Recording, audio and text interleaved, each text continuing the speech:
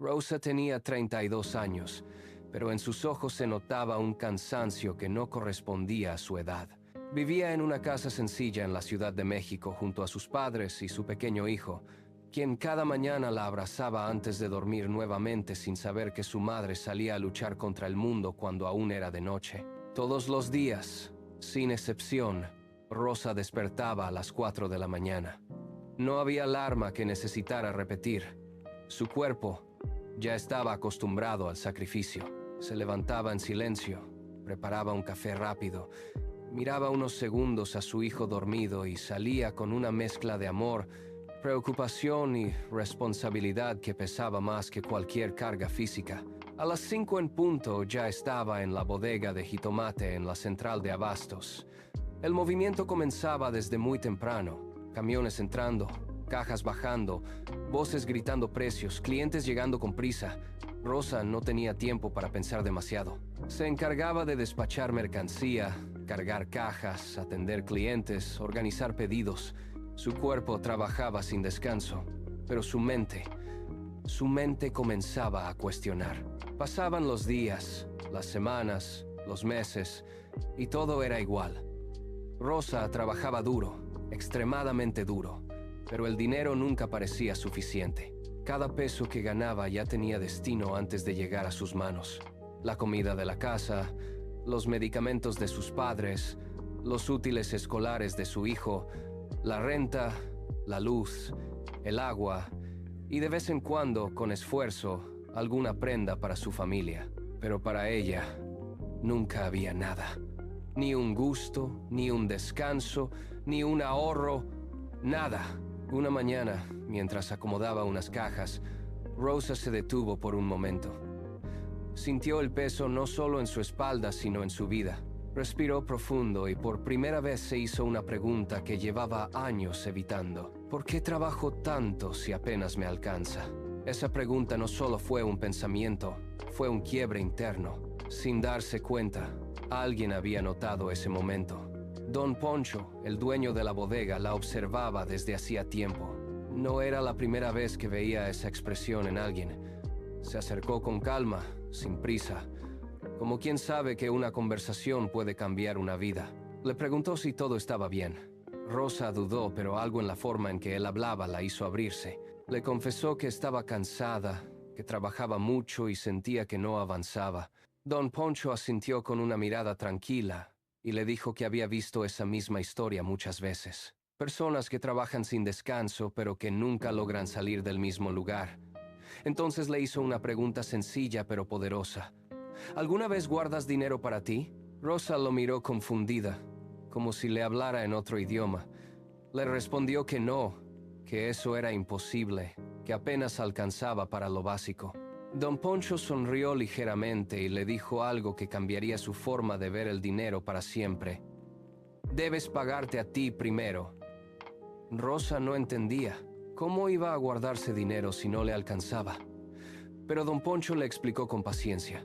Le dijo que no importaba cuánto ganara, siempre debía separar una parte para ella. Le propuso algo concreto. Divide tu dinero. 10% para ti, 70% para tus gastos y 20% como fondo de emergencia. No es lo que sobra, le dijo. Es lo que decides. Esa noche, Rosa llegó a su casa con la mente llena de dudas. Se sentó frente a la mesa, tomó un cuaderno y empezó a hacer cuentas. Al principio parecía imposible. Cada número parecía decirle que no se podía, pero decidió intentarlo, aunque fuera solo un mes, solo para probar. Y por primera vez en su vida, Rosa hizo algo diferente. Antes de pagar cualquier cosa, antes de gastar en nadie más, apartó el 10% para ella. Sintió miedo, sintió incertidumbre, pero también sintió algo nuevo, una pequeña chispa de control. Los primeros días no fueron fáciles. Cada gasto la hacía dudar. Cada necesidad parecía urgente. Pero algo empezó a cambiar dentro de ella. Se volvió más consciente de su dinero. Pensaba más antes de gastar. Aprovechaba mejor cada recurso. Y ese 10% comenzó a crecer. No era mucho al inicio, pero no era cero, y eso lo cambiaba todo. Ese pequeño hábito empezó a transformar su mentalidad. Rosa ya no se veía solo como alguien que trabajaba para sobrevivir. Empezó a verse como alguien que podía construir algo. Si has llegado hasta aquí, quiero decirte algo muy importante. Si en algún momento te has sentido como Rosa, trabajando sin parar pero sintiendo que no avanzas, este mensaje es para ti. Dale like a este video y suscríbete, porque historias como esta pueden cambiar tu forma de pensar, y tu forma de pensar puede cambiar tu vida. Tal vez hoy no lo veas claro, pero algo tan pequeño como una decisión puede marcar un antes y un después. Rosa continuó con su sistema, semana tras semana, sin fallar. Ese 10% dejó de ser solo dinero. Se convirtió en una oportunidad. Y un día, mientras caminaba por los pasillos de la central de abastos, observó algo que antes no había visto con claridad. Los precios, las compras, las ventas, las ganancias de otros. Se dio cuenta de algo poderoso. Ella estaba en el lugar correcto. Tenía acceso directo a productos a precio de mayoreo. Tenía conocimiento, tenía experiencia. Y ahora tenía un pequeño capital. La idea llegó sin hacer ruido, pero se quedó con fuerza. ¿Y si vendo por mi cuenta? El miedo apareció inmediatamente. ¿Y si no funciona? ¿Y si pierde su dinero? ¿Y si fracasa? Pero esta vez había algo diferente. Tenía ese 10%. Tenía un colchón. Tenía una base. Decidió intentarlo. Compró una pequeña cantidad de frutas y verduras. Nada grande, nada arriesgado. Lo suficiente para empezar. Las llevó a su casa y comenzó a vender en su colonia. Al principio, vendía poco, muy poco, pero no se rindió. Los vecinos empezaron a notar su esfuerzo. La conocían, sabían que era trabajadora, sabían que podían confiar en ella. Poco a poco comenzaron a comprarle, después a recomendarla. Su hijo la ayudaba después de la escuela.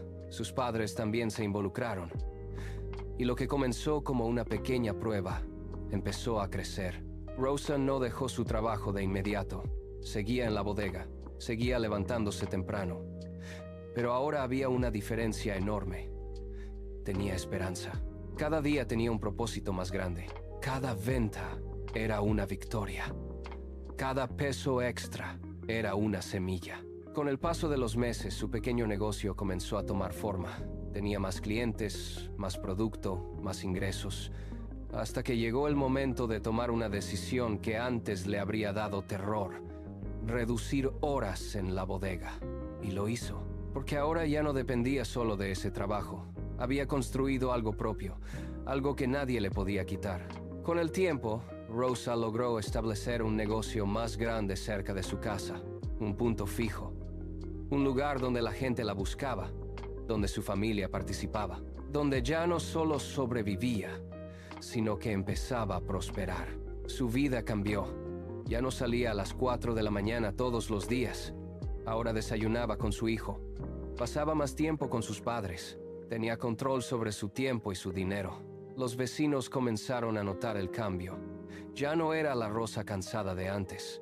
Era una mujer con energía, con dirección, con confianza, y comenzaron a preguntarle cómo lo había logrado.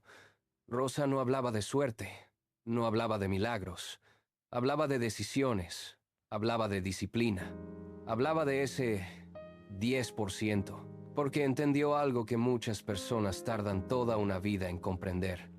No importa cuánto ganas, importa qué haces con lo que ganas. Hoy, Rosa sigue creciendo. Su negocio sigue expandiéndose. Pero lo más importante es que cambió su mentalidad. Ya no vive al día, vive con visión. Y su historia no es única.